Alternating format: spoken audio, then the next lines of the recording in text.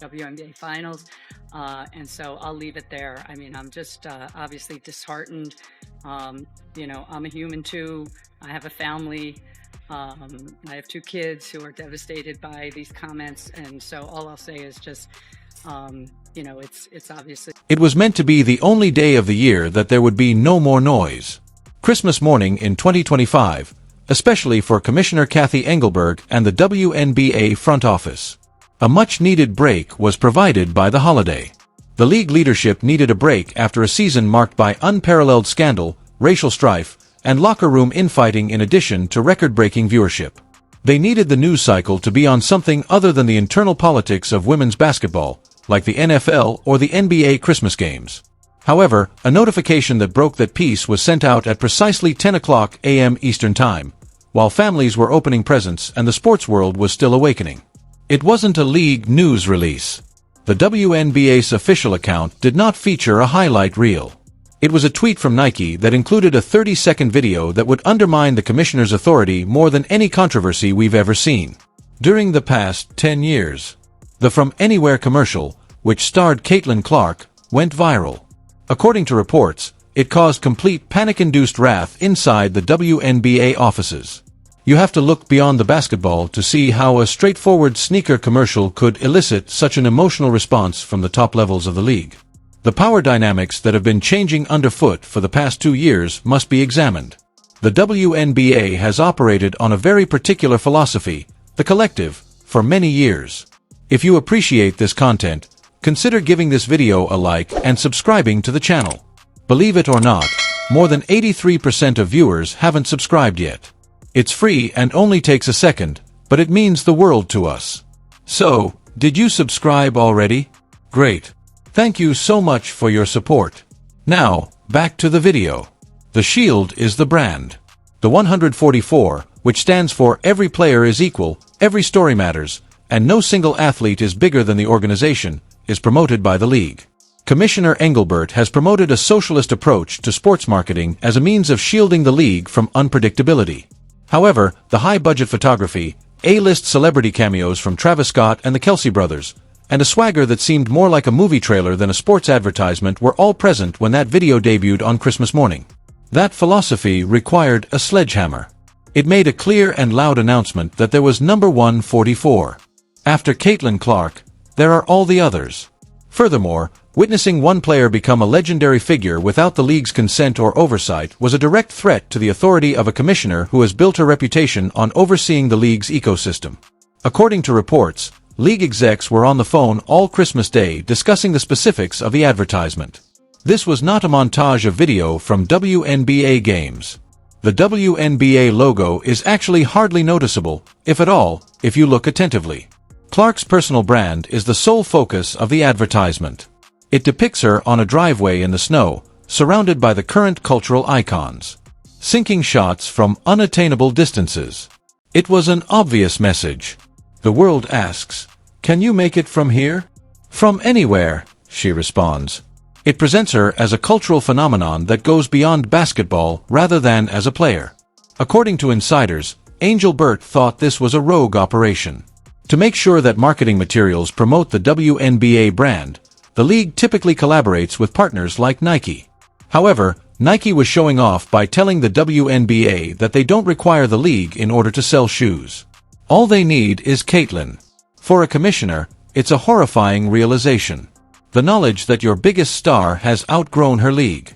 And the corporate sponsors are aware of it. However, the timing of this release adds an unavoidable dimension of malice to the issue. We must discuss the unparalleled league in order to completely understand the fury in the front office. A few weeks prior to the release of this Nike advertisement, Breanna Stewart and Nafi Sakir's new 3-and-Re league was the talk of the basketball world. This was meant to be the WNBA solution to the issue of the off-season.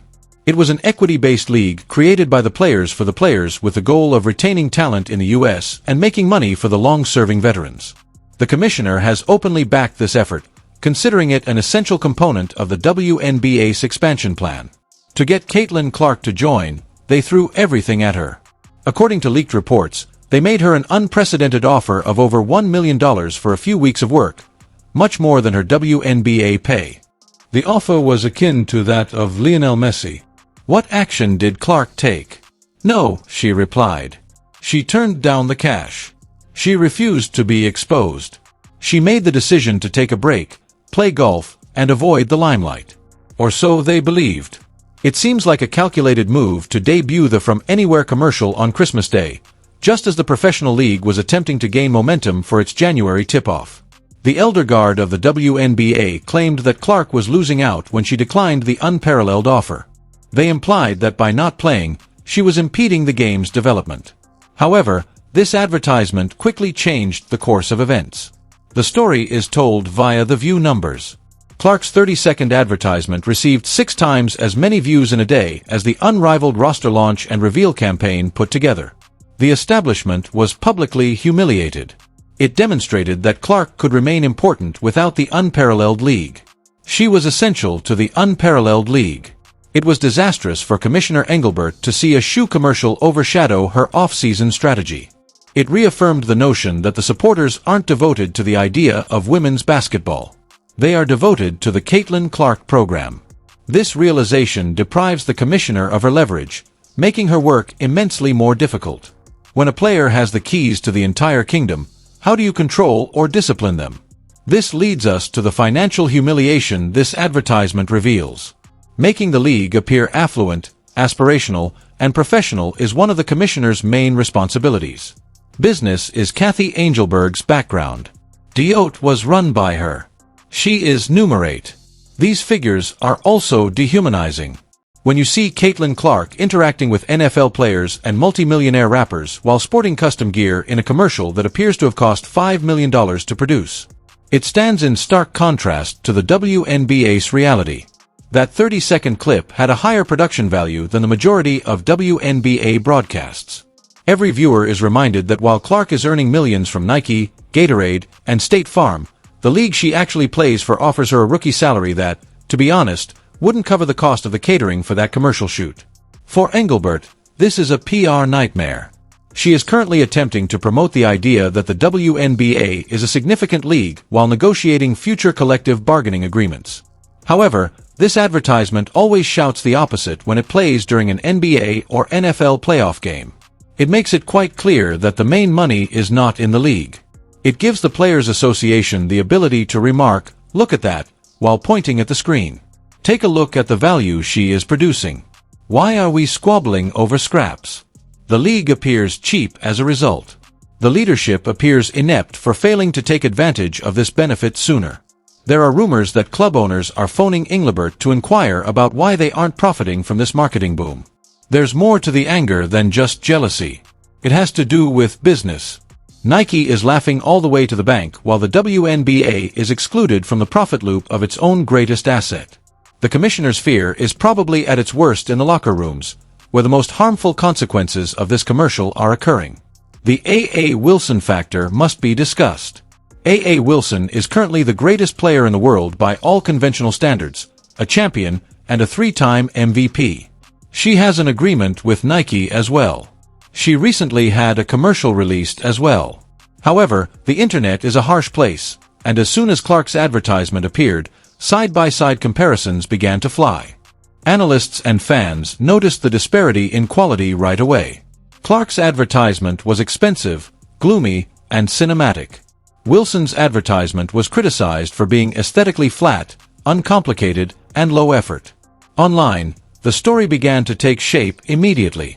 Nike is undermining AA in order to support Caitlin. The commissioner doesn't care if that is accurate or not. The perception is what counts. The two biggest stars in the league and their respective teams are severely strained as a result of this commercial. Regardless of how hard they work or how many rings they earn, it supports the conspiracy claims of many seasoned players that the corporate system is biased against them. For the past 2 years, Engelbert has worked to put out fires related to player behavior, hard fouls, and Caitlin Clark's targeting. This advertisement simply doused those fires with a tanker of petrol. How does Aho Wilson not feel betrayed? When a rookie receives the Michael Jordan treatment while they receive the generic treatment, how can the other veterans not feel insulted? Resentment is bred by this.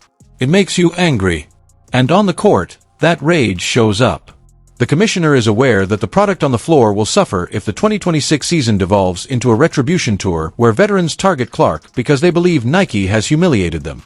Basketball becomes a drama series as a result. It puts you at danger for harm. Scandals could result from it. All of this eventually rests on the commissioner's desk. The cameo power play in this commercial, which was a clear jab at the WNBA's past, must also be discussed. Honoring the past has been the tactic used in nearly every significant WNBA marketing effort over the last 10 years. Cheryl Swoops, Lisa Leslie, Sue Bird, and the lineage are all brought in. It's a way to honor the women who founded the league. However, those legends were noticeably missing from anywhere. The torch was not passed. The founders were not acknowledged. Rather, it was men who validated Clark. Travis Scott is a world-renowned hip-hop artist. The contemporary titans of sports journalism are Jason and Travis Kelce. Michael Che from Saturday Night Live. Nike made the conscious decision to place Clark outside of the WNBA timeframe. She isn't just the next WNBA player, they are telling the crowd. Alongside the world's largest male celebrities, she is a pop culture icon. This is the ultimate insult to the gatekeepers of women's basketball, the Cheryl Swoops of the world who have criticized Clark's fanbase. We don't need your validation, it states. Travis Scott has confirmed this for us. It avoids the league's hierarchy entirely. Commissioner Angelberg is aware of the risks involved. The veterans must support her. She needs the league's support from the alumni. However, marketing the league's image as distinct from its past alienates the fundamental basis upon which the WNBA is built. Between the young followers who are just interested in Clark and the older fans who are interested in the past, it fosters a climate of civil conflict. Additionally, the commissioner is positioned in the middle and is under attack from both sides. Additionally, in order to comprehend the intimate nature of this dispute, we must review the Lucky Stars controversy. In October 2025, there were rumors of a heated meeting in which Commissioner Angelbert allegedly instructed players to thank their lucky stars on their knees for the media rights contract she had negotiated. She attempted to retract such remarks, but the harm had already been done. She was portrayed as an executive who believed the players owed her appreciation. It served as a reminder of who signs the checks and was a power play. The best response to such statement is this Nike commercial.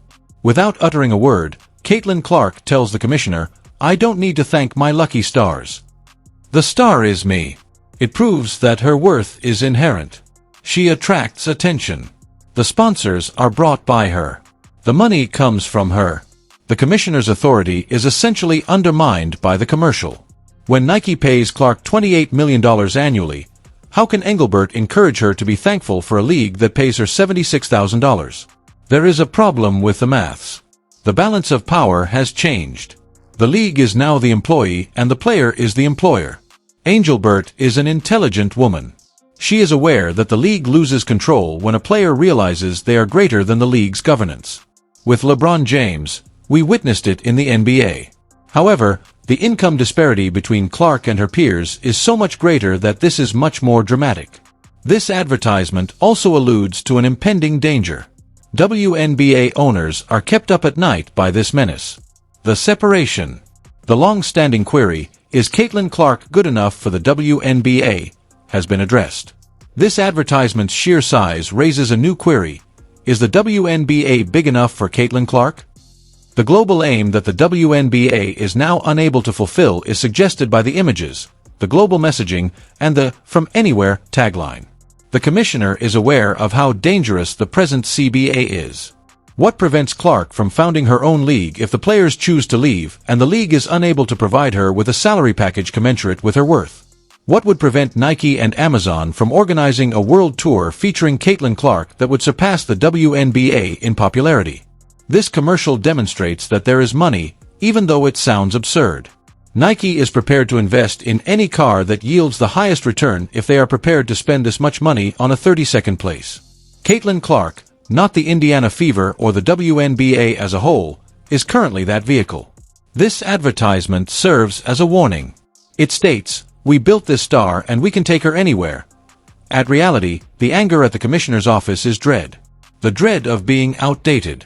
The worry that Clark will only use the WNBA as a springboard and not as a final destination. Let's examine the worldwide fraud that also created a stir in more detail. The phrase, "from anywhere," in the advertisement suggests a worldwide audience. It displays snow. Distance is implied. It talks to everyone. However, Nike failed to release the related items abroad, which was an ironic turn of events that the internet seized upon right away. In the comment section, fans from China, Brazil, France, and Spain demanded to know why they were unable to purchase the shoes. This is a blowback on the WNBA, even though it is officially a Nike logistical failure. Commissioner Engelbert has been discussing international expansion constantly. She desires a Toronto team. In London, she wishes to play games. However, the WNBA's image suffers when the largest marketing campaign in the sport's history alienates foreign fans by treating them like ghosts. The idea that the league is amateur hour is strengthened by this. Unable to plan a worldwide launch for a worldwide star. This is yet another example of the talent being let down by the infrastructure. Since she represents the company and it currently appears disorganized, Engelbert bears the brunt of the criticism. The psychological effects on the next season must also be taken into account. Elev has successfully drawn a boundary for the 2026 season with this commercial. Please share your thoughts in the comment section, subscribe, and enable all notifications so you don't miss anything. We'll see you in the next one after you click the video on the screen.